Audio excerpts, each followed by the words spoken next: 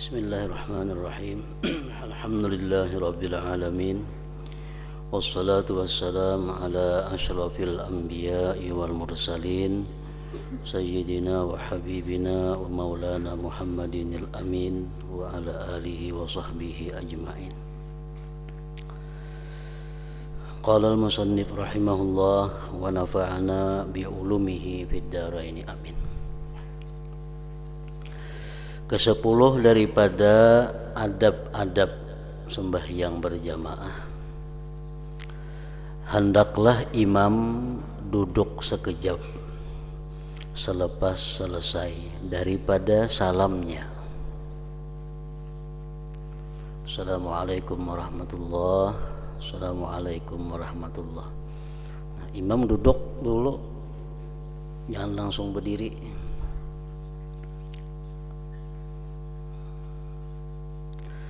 Dan hendaklah ia berhadap kepada para makmum dengan mukanya.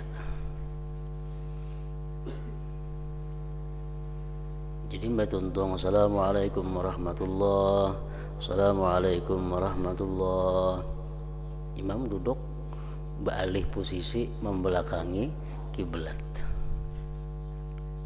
Kayak ini nah duduknya kan menghadapi makmum kan.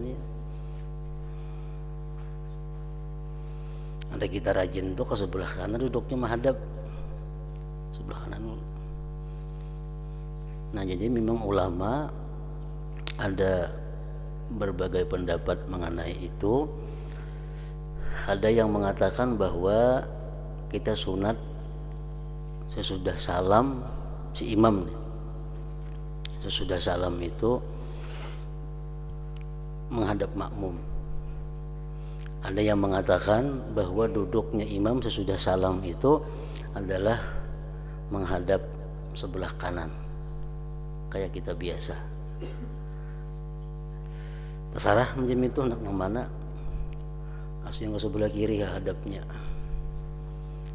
Hadap ke ini bagus, hadap ke sebelah kanan ada juga pendapatnya. Tapi mana yang baiknya? Apakah belakang ke ini kah yang baiknya atau ke itu kah? Ataukah itu? Nah, jadi ada lagi pendapat ulama, kalau si imam ini bakal ada menyampaikan sesuatu kepada makmum, hadapnya kayak ini. Kalau si imam ini kada ada pajang disampaikan lawan makmum, duduknya ke sebelah kayak biasa. Nah, ada lagi macam itu.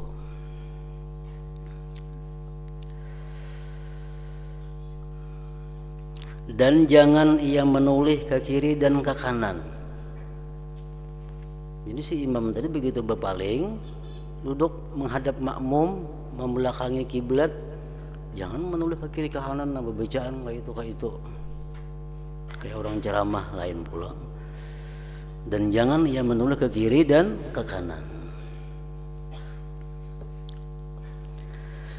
Dan jikalau ada jamaah, nah jadi jangan aneh, jangan heran kalau ada imam yang macam itu.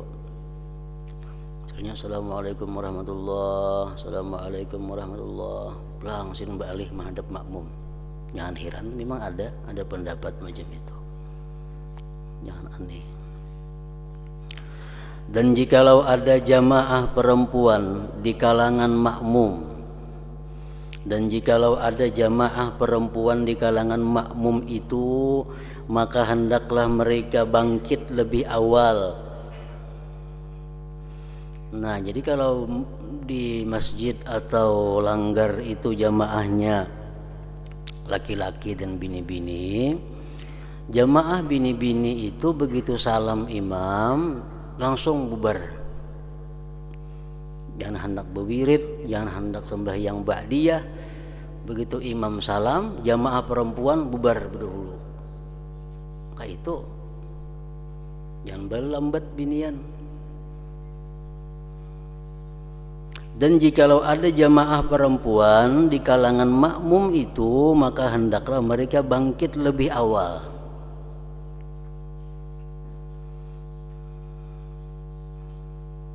Supaya apa? Supaya buliknya jangan teimbai lawan lelakian. Amun binian belambat-lambat kena buliknya pas tak kumpul lawan bebinian. Laki-laki bercampur lawan bini-bini. Maka itu perbuatan yang diharamkan Allah. Sedangkan sembahyang berjamaah perbuatan yang disunnahkan oleh agama. Nah, bila bertentangan antara haram dan sunnah, jelas diutamakan meninggalkan yang haram. Jelas meninggalkan yang haram. Jangan karena sunnah, wajib pun dikalahkan demi untuk menghindari yang diharamkan.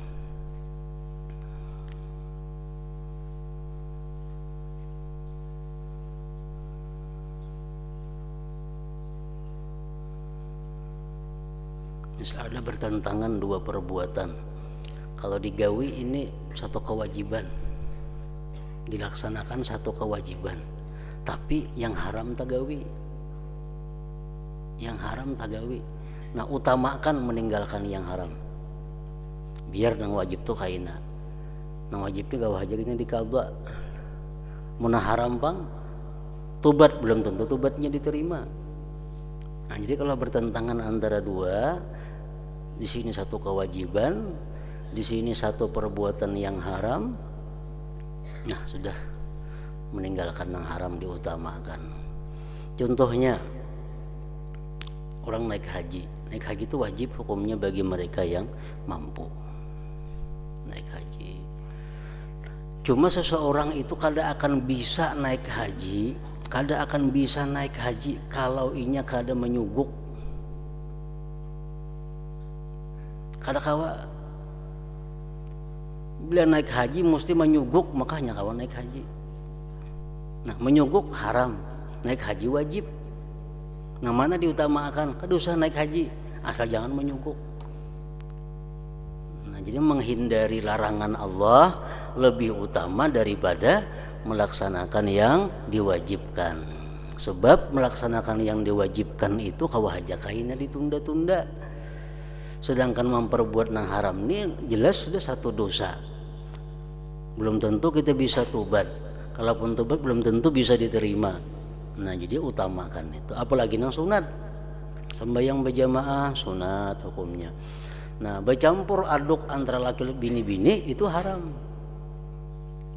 Makanya kada dibolehkan sembahyang berjamaah itu perempuan-perempuan nang zawatil hayah. Makruh. Makruh sekada-kadanya, bisa haram. Kada disunatkan sembahyang berjamaah ke masjid bulan Ramadan, sembahyang hari raya. Kada disunatkan perempuan-perempuan nang zawatil hayah, perempuan-perempuan nang punya keadaan.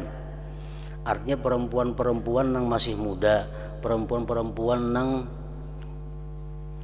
kada bersuami, termasuk di dalamnya. Jadi yang disunatkan berjamaah itu tarawih berjamaah, sembahyang subuh berjamaah, belum puasa atau kada belum puasa, yang disunatkan itu bagi perempuan yang sudah nini-nini, yang sudah tua-tua. Amun nang gadis-gadis, janda-janda muda di rumah aja sembahyang itu, kada usah ke masjid. Nah, itu hukum. Kita ini paling nang tuha kulir ke masjid, nah anom katuju ke masjid. Ada mau dibalik macam itu.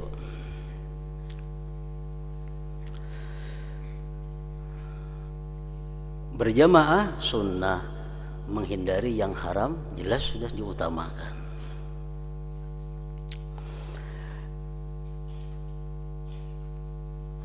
Dan jikalau ada jamaah perempuan di kalangan makmum itu, maka hendaklah mereka bangkit lebih awal, dan hendaklah jangan ada di kalangan para makmum lelaki itu orang yang bangkit meninggalkan tempat duduknya sebelum imam bangkit daripada tempat duduknya. Jadi makmum laki-laki itu dianjurkan di sini bahwa jangan hendak bangkit dari tempat duduk sebelum imam bangkit.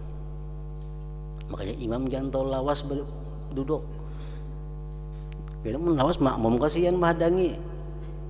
Nah, jadi jamaah laki-laki jangan hendak bangkit dari tempat duduk sebelum imam bangkit dari tempat duduknya. Dan hendaklah imam bangkit daripada tempat duduknya menuju ke sebelah kanan atau kiri, terserah aja. Imam keluar di masjid, bulik ke mana jalan, nak jalan kiri ke jalan kanan, itu terserah aja lagi. Tetapi menuju ke sebelah kanan itu adalah yang terlebih afdal. Tuntung sudah bacaan, tuntung berdoa, si imam hendak bulik. Ke kiri kan ambil ke kanan kah? Buliknya nih. Sarah jenis itu cuman afdal kanan. Yang ke-11, janganlah imam mengkhususkan dirinya ketika membaca kunut dalam sembahyang subuh. Nah, ini makruh kalau imam itu mengkhususkan diri dalam doa sembahyang kunut, dalam kunut itu makruh. Kenapa maka makruh? Seorang jadi imam, orang maka mengaminakan. Yang didoa untuk seorangan aja. Lain berdoa duduk antara dua sujud itu kada jadi masalah. Rabbighfirli itu seorangan aja tuh, warhamni seorangan karena masing-masing baca. Doa habis tasyahud, Allahumma ghfirli ma qaddamtu wa itu sorangan juga. Kalau wa ma akhartu itu kan jadi masalah imam mengkhususkan diri karena makmum masing-masing membaca. Nah, lain hal kalau kunut makmum tugas mengaminakan. Amun imam saurangan berdoa, nah itu yang makruh. Janganlah imam mengkhususkan dirinya ketika membaca kunut di dalam sembahyang subuh. Maka hendaklah ia berdoa dengan lafaz Allahumma hdina fi man hadait wa afina fi man afait wa tawallana fi man tawallait wa barik lana fi ma atait wa qina syarra ma qadait. Nah, itu jamaah semuaan. Allahumma hdina wa'afina wa tawallana wa barik lana wa qina. Nah, mengkhususkan diri macam apa? Allahumma hdini wa'afini wa tawallani wa barik li wa qini. Nah, amun imam kayak itu makruh. Karena berdoa segan sorangan aja.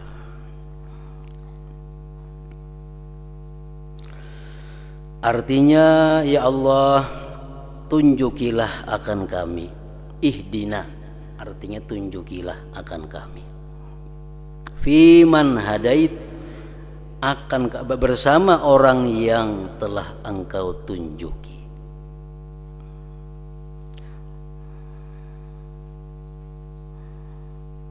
Fiman hadait artinya bersama orang yang telah engkau tunjuki. Dan afiatkanlah kami bersama orang yang telah engkau afiatkan. Wa afina biman afait. Dan afiatkanlah kami bersama orang yang telah engkau afiatkan. Apa arti afiat itu? Afiat itu satu kalimat yang mencakup banyak arti. Sihat jasmani, sihat rohani, sihat hati, sihat akal, harta, kada dapat musibah, anak, istri, suami, kada dapat bala bencana, afiat. Makanya Rasulullah bersabda, pas'alullahal afiyah. Jadi Nabi kalau akan berdoa lawan Tuhan, hendak ringkas saja cukup minta afiyah. Cukup sebuting minta afiyah. Bila sudah diberi Tuhan afiyah itu kita awak sihat untuk beribadah, akal kita sihat untuk berpikir nang baik, hati kita sihat untuk ma'rifat, harta kita selamat daripada segala macam bala bencana, anak bini selamat. Nah, apalagi nang Quran. Nah, jadi kalau kita minta lawan Tuhan, Allahumma inni as'alukal afiyah, mencakup sudah semuaan yang kita perlukan. wa afina fi man afait, dan engkau afiatkanlah kami bersama orang yang telah engkau afiatkan. Wa tawallana fi man tawallait, dan pimpinlah kami bersama orang yang telah engkau pimpin. Paling nyaman sudah kita hidup dipimpin oleh orang yang dipimpin Allah. Yang bahaya kalau kita hidup dipimpin oleh orang yang tidak dipimpin oleh Allah. Kita bisi abah kita dipimpin Allah, nyaman kita. Kita bisi guru kita dipimpin Allah, nyaman kita. Seorang istri bisi lakinya dipimpin Allah, nyaman.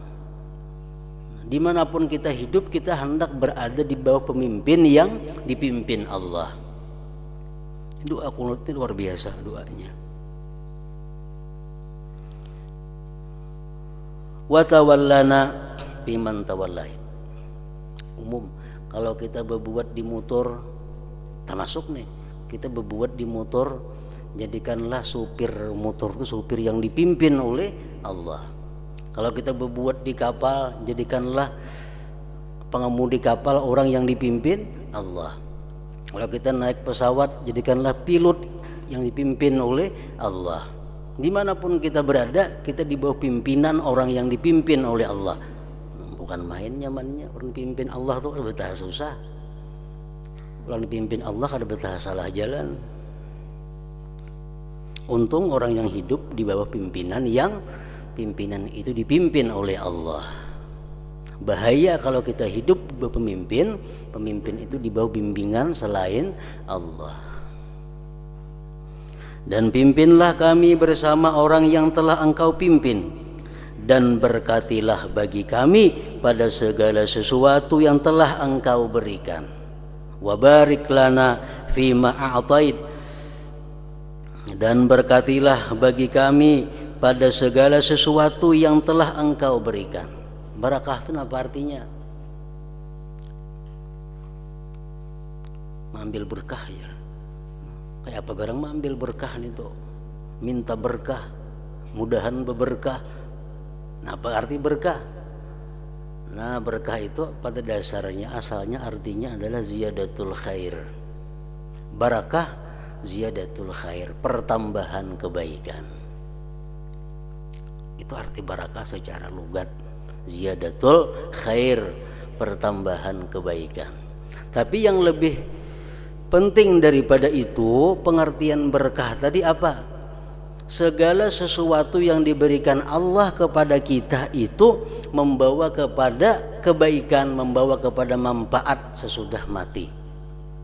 Segala yang diberikan Allah kepada kita itu kadang membuat kita jadi dosa.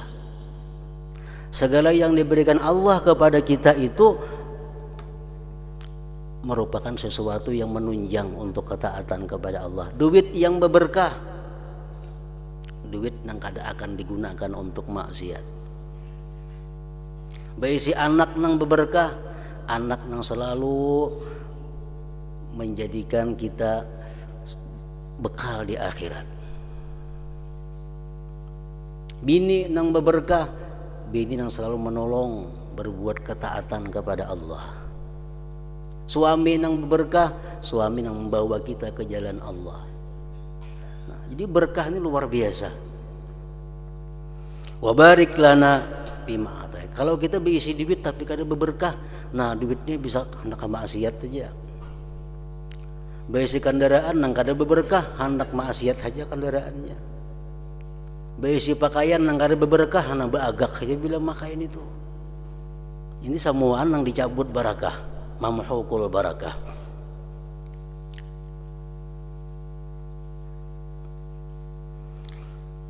Dan berkatilah bagi kami pada segala sesuatu yang telah engkau berikan.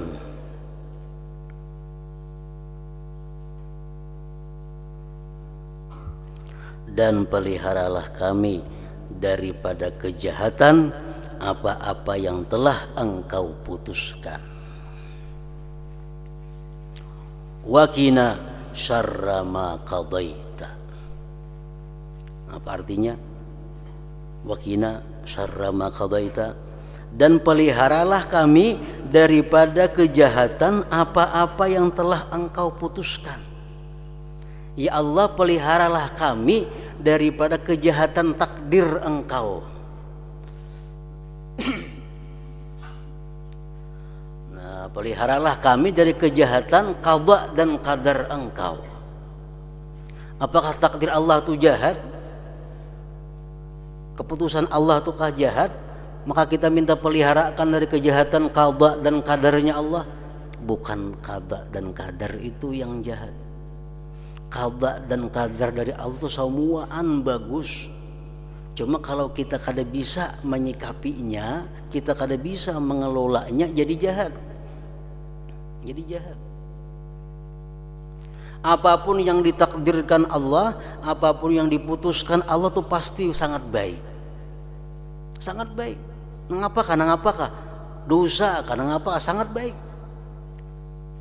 Tapi bila kita mengelolanya kada bisa, nah ini yang jadi jahat. Nah kita berlindung itu. Allah menentukan kita hari ini dapat rezeki.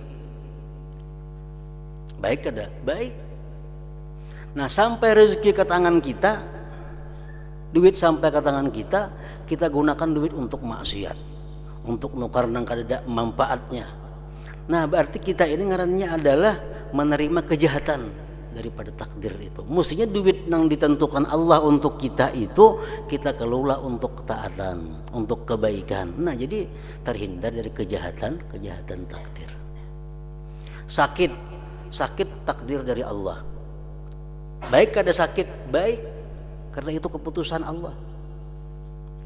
Nah kalau sampai ke dalam diri kita sakit itu, sampai sakit kiriman Allah sampai sakit itu kepada diri kita, lalu kita kada sabar, lalu kita keluh kasah, lalu kita memprotes kepada Allah. Nah jadi jahat jadinya, karena kita menyikapinya kada bisa.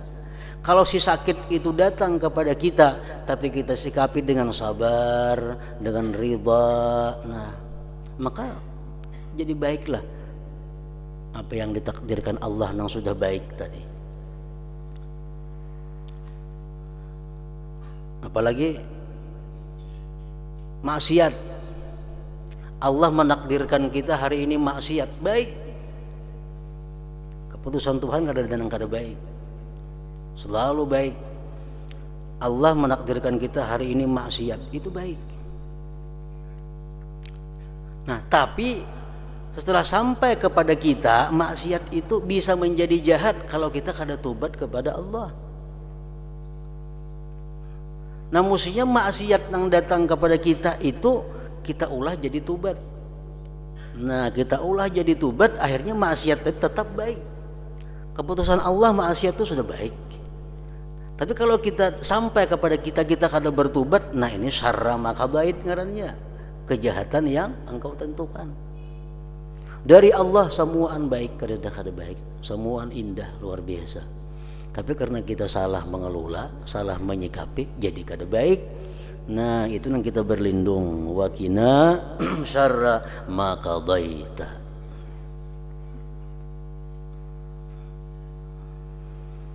Dan peliharalah kami daripada kejahatan apa-apa yang telah engkau putuskan. Berapa banyak dosa, yang dosa itulah yang mengantarkan manusia ke dalam surga.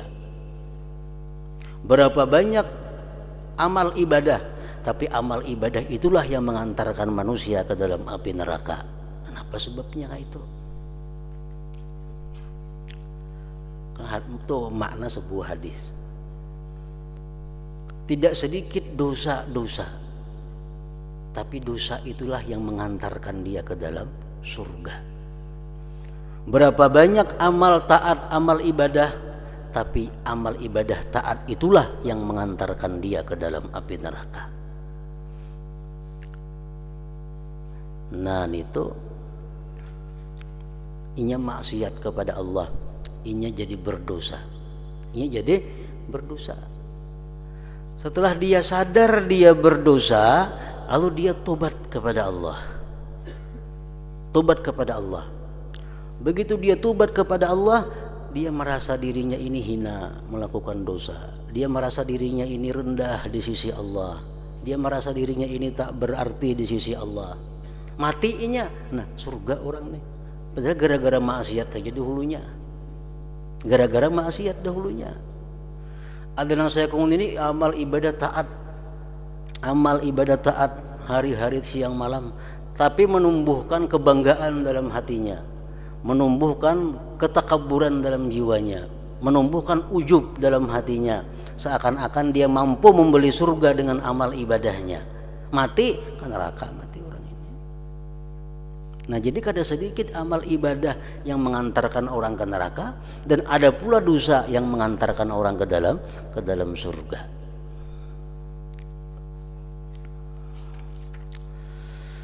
Dan hendaklah imam meninggikan suaranya dengan kunut. Nyaringi artinya bakunut itu imam, pengen di belakang mendengar. Dan para makmum hendaklah mengaminkannya di belakang. Allahumma hdina fi man hadait, amin, di belakang. Wa'afina fi man afait, amin. Dan mereka janganlah mengangkat tangan ketika berkunut. Ada sebab kainian kunut, kaini aja rata tangan. Kalau bicara itu tak tinggal ada. Dan mereka janganlah mengangkat tangan ketika berkunut, karena perkara itu tidak sabit daripada perbuatan Rasulullah sallallahu alaihi wasallam. Jadi usah angkat tangan, biasa aja. Nah, di bawah ada nomor 1 halus tuh, buah garis, pendapat Imam Ghazali dalam masalah ini adalah dhaif. Nang kada angkat tangan deh. Itu pendapat Imam Ghazali, itu dhaif. Pendapat yang kuat ialah sunat mengangkat kedua tangan ketika membaca kunut. Nah, itu yang kita pakai biasa.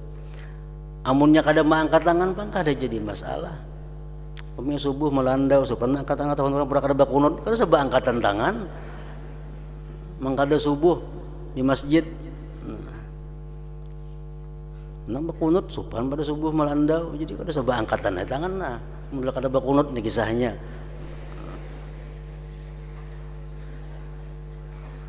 Umpat Imam Ghazali itu, pendapat Imam Ghazali.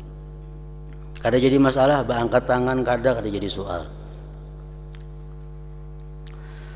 Kemudian para makmum hendaklah membaca sendiri-sendiri lapas kunut. Nah, mulai perkataan fa innaka taqdi wa la yuqda alaik sampai ke akhir lapas kunut.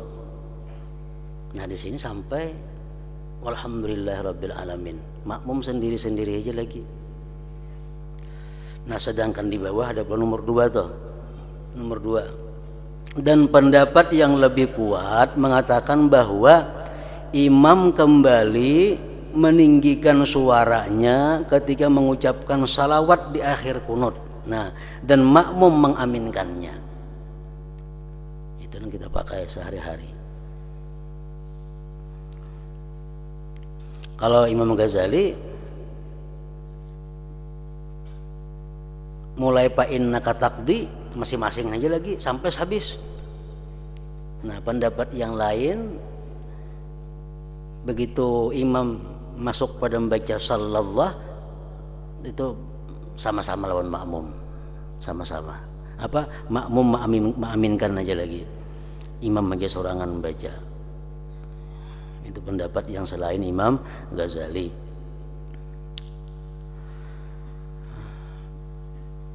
Kemudian para makmum hendaklah membaca sendiri-sendiri lafaz kunut mulai perkataan fa innaka taqdi wa la yuqda alaik sampai ke akhir lafaz kunut, yaitu fa innaka taqdi wa la yuqda 'alaik wa innahu la yadhillu man walait wa la ya'izzu man hadait tabarakta rabbana wa ta'alait falakal hamdu 'ala ma qadait nastaghfiruka wa natubu ilaik wa sallallahu ala sayyidina Muhammadin wa ala alihi wa sahbihi wa sallam.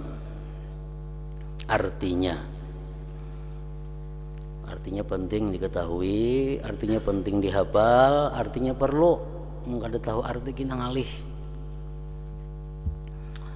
Fa innaka taqdi wa la yuqda 'alaik. Artinya apa?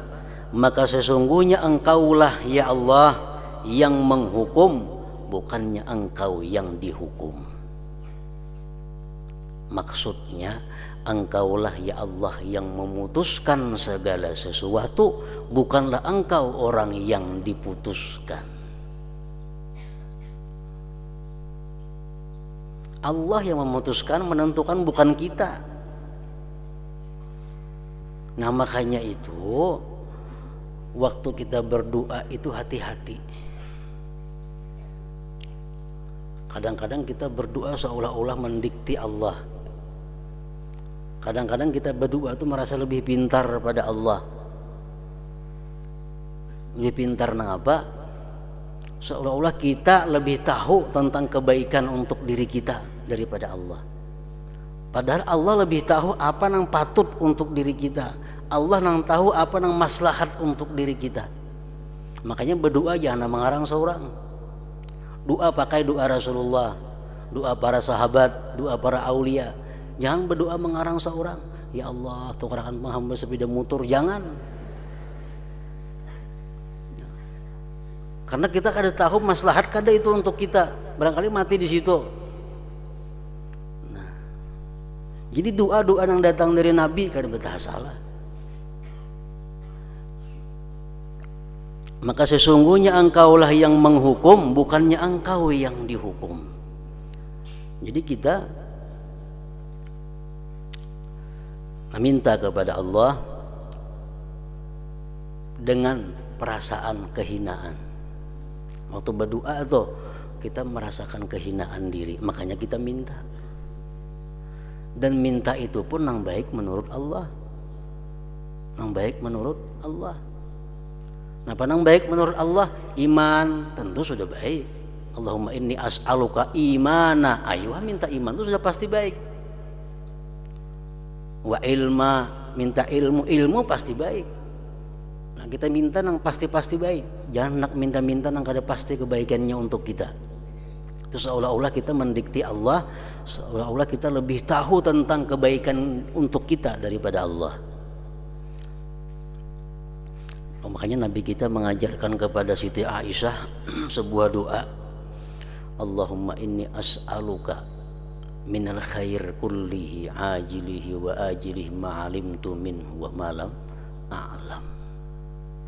Allahumma inni as'aluka, ya Allah aku minta kepada engkau, minal khair, daripada kebaikan, kullih seluruhnya, baik sekarang untuk yang akan datang, baik yang ulun ketahui atau yang ulun tidak tahu. Nah itu doa yang menyerahkan sepenuhnya kepada Allah. Pokoknya minta nama yang baik. Allahumma inni as'aluka minal khair kulli ajilihi wa ajilihi ma'alimtu minhu wa malam a'lam. Itu ada betah salah doa itu.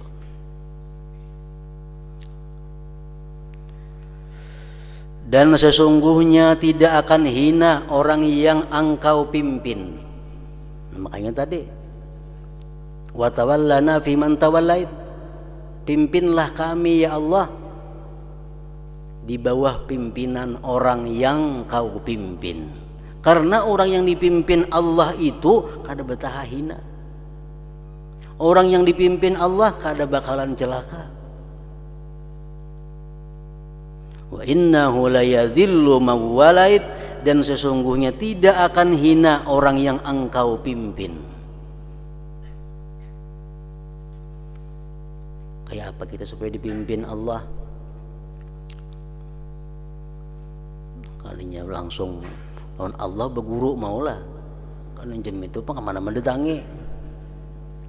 Nah jadi artinya ya macam tadi maksudnya, ya Allah pimpinlah kami di bawah pimpinan orang-orang yang kau pimpin. Ya sudah itu.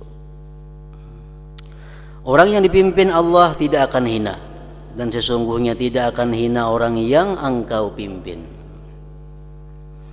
dan tidak akan mulia orang yang engkau musuhi. Wala ya'izzu man adait, arti wala ya'izzu man adait napa, dan tidak akan mulia orang yang engkau musuhi.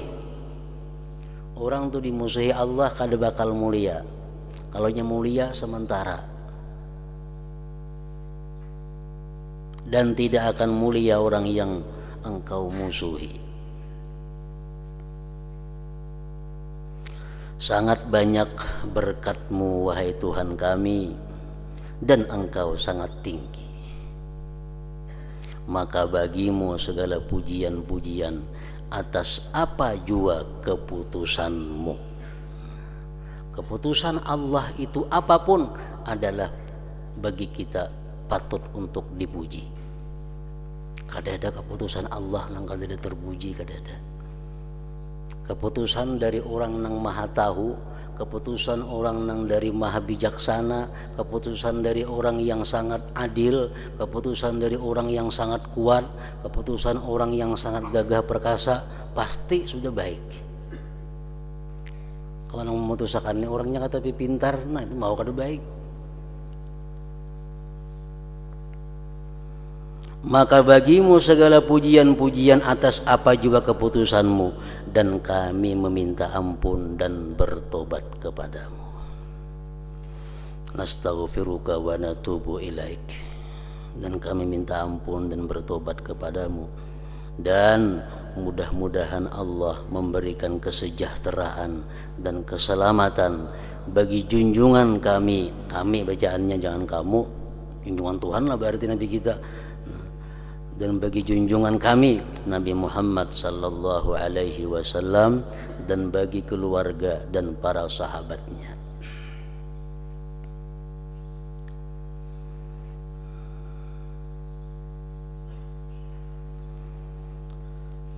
Ke-12 daripada adab sembahyang berjamaah, janganlah makmum berdiri sendirian di belakang saf.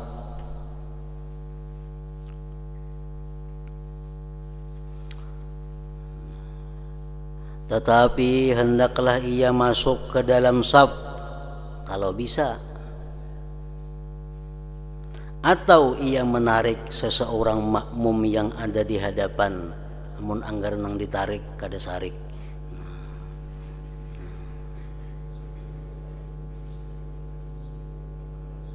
Jadi kalau kita datang ke masjid, datang ke langgar, ke musalla, saf pas sudah perang pas, saf itu rata. Bakajal kada muat, hendak menarik siapa nang ditarik. Sini kubitan, di sini guru, di sini mintuha, siapa nang ditarik. Baik sorangan di belakang, sorangan di belakang ada bapak pada mengalihi menarik tadi.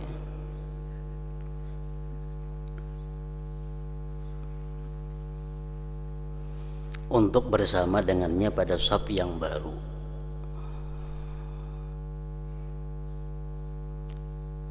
Menarik itu imbah sembahyang seorang, jangan menarik sebelum sembahyang. Allahu Akbar, hanya tarik di muka. Kayak itu jangan belum bertakbir menarik orang, kada boleh nih tuh. Kenapa kada boleh? Amun kita belum bertakbir berarti kita belum sembahyang ngarannya, iyalah. Kita tarik orang ke belakang, orang jadi sorangan ngarannya sembahyang. Jadi kita sembahyang dulu sorangan, Allahu Akbar, hanya boleh kita menarik nang di muka. Itu. Banyak syarat-syaratnya, itu kada usah dipakai, kada bapak mau mengerti tarik menarik nih tuh.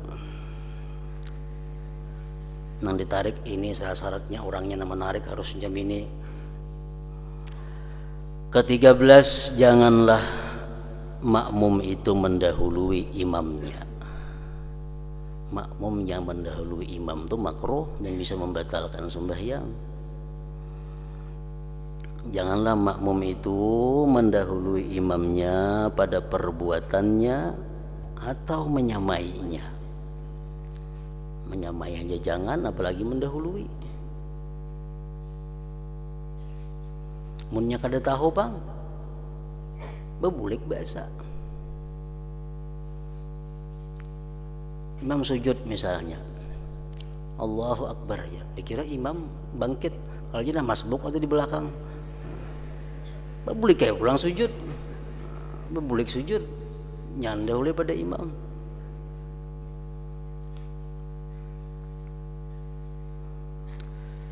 Bahkan hendaklah ia terkemudian daripada imamnya, maka janganlah makmum rukuk sebelum imam sampai kepada had rukuk, batas rukuk.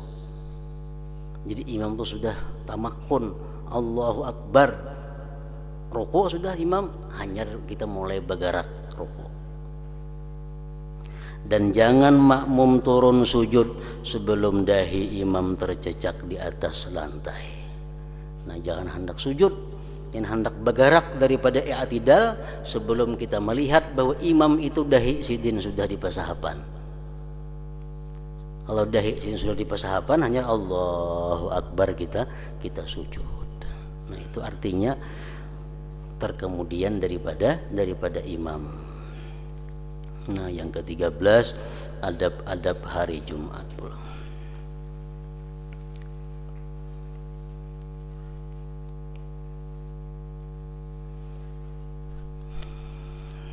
حضرة النبي صلى الله عليه وسلم الفاتحة.